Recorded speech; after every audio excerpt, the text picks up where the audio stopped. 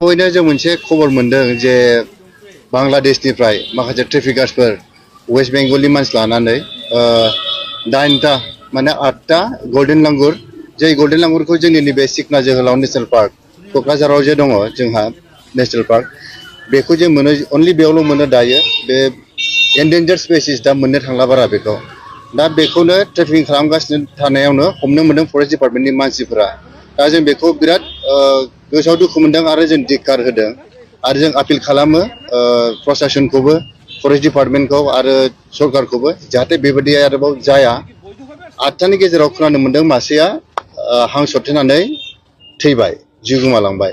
दाखालिबो मासे बिदिनो एक्सिडेन्ट जानानै गोमालांदों दा बेबादिबा जोंनि मोनसे प्राइड बे बड'लेण्डनि गल्डेन लांगुरा बियो सानफा एफा गोमालाङोबा जोंहा माखौ लानानै जों प्राइड खालामगोन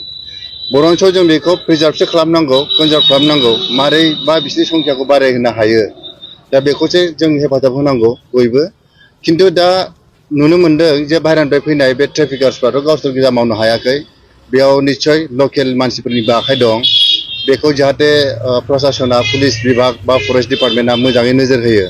जाहाथे बेफोरबायदि आरो घटनाया जानो हाया आरोबाव गुबुन गुबुन फेसिलिटिसफोरखौ लायो सरकारा जे बिसोरखौ प्रिजार्भ खालामनो थाखाय दा जोङो बड'लेण्ड गल्डेन लांगुर एस'सियेसना जों बेखौनो भलान्टारिलि जों मावबोबाय थादों थांनाय खयदिननि सिगां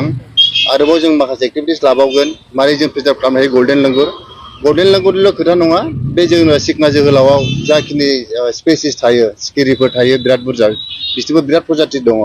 दा गल्डेन लांगुरजों लोगोसे जों बिसोरखौबो प्रिजार्भ खालामलांबाय थागोन आरो गले गले खावलायनाय थाबाय जे नैबे गल्डेन लांगुरफोरखौ मोजाङैनो रिहेबिलिट खालामफिनो जाहाथे फरेस्ट डिपार्टमेन्टआ लांनानै दोनहैफिनो गावसिनि जायगायाव आरो बिदि सेफटिखौ एनसुर खालामो।